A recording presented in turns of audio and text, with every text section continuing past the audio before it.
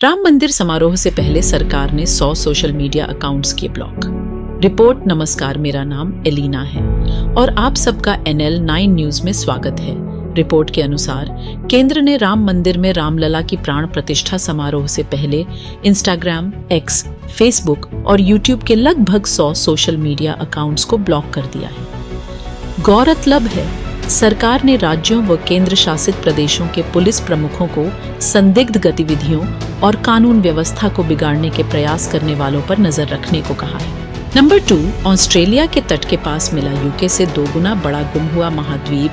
उत्तर पश्चिम Australia के तट के पास यूके के क्षेत्रफल से करीब 2 गुना बड़े क्षेत्रफल वाला गुम हुआ महाद्वीप मिला है।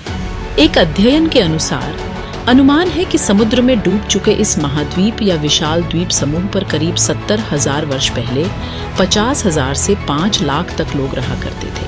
तेजी से समुद्र का जलस्तर बढ़ने से यह क्षेत्र डूब गया था। नंबर 3, अफगानिस्तान में क्रैश हुआ विमान ईंधन भराने के लिए भारत में रुका था। 6 लोग थे सवार। रूसी अधिकारियों के मुताबिक अफगानिस्तान में क्रैश हुआ विमान एक चार्टर एम्बुलेंस फ्लाइट था जो भारत से मॉस्को जा रहा था। रूसी सरकारी मीडिया RT के मुताबिक इसमें 4 क्रू सदस्य और 2 लोग सवार थे। वहीं भारत सरकार ने बताया कि यह विमान थाईलैंड से मॉस्को जा रहा था और गया में ईंधन भरवाने के लिए रुका था। नंबर 4, सीतारमण बोले। तमिलनाडु में राम मंदिर कार्यक्रम के प्रसारण पर लगी रोक।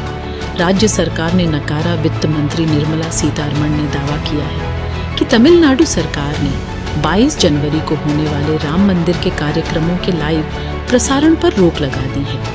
उन्होंने कहा, तमिलनाडु के मंदिरों में राम के नाम पर पूजा व भजन कीर्तन को बैन किया गया है। वहीं तमिलनाडु के मंत्री शेखर बाबू ने इन बयानों का खंडन किया है।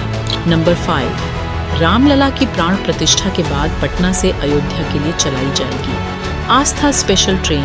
22 जनवरी को रामलला की प्राण प्रतिष्ठा के बाद उनके दर्शन के लिए पटना से अयोध्या के लिए आस्था स्पेशल ट्रेन चलाई जाएगी। आस्था स्पेशल ट्रेन का 30 जनवरी के बाद संचालन किया जाएगा और यह ट्रेन पटना जंक्शन से DDU होते हुए अयोध्या पहुंचेगी। इस ट्रेन की खासियत होगी कि इसमें आने जाने के टिकट एक साथ बुक किए जा सकेंगे।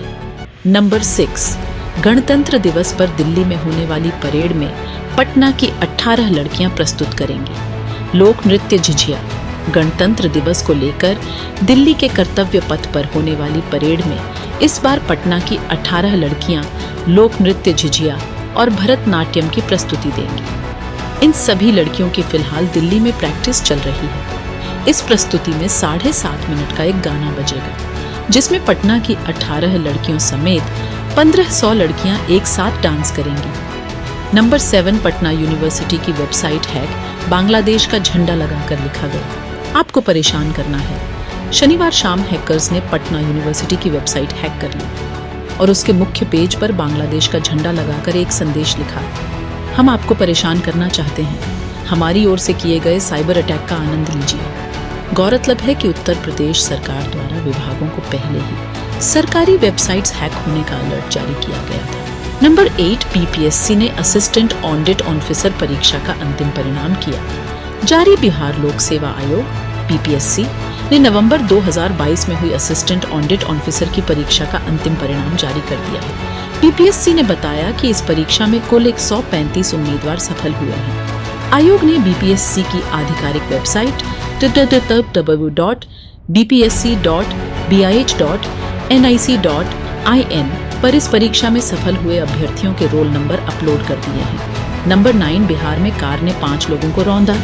मौके पर पहुंचे सिपाही को भीड़ ने पीट कर किया अधमरा दरभंगा।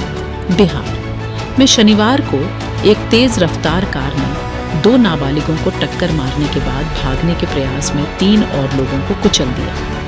चालक फरार हो गया जबकि कार सवार 2 लोगों को भीड़ ने पकड़कर पीट दिया। दैनिक जागरण के मुताबिक मौके पर बीच बचाव करने पहुंचे एक सिपाही को लोगों ने पीट कर अधमरा कर दिया।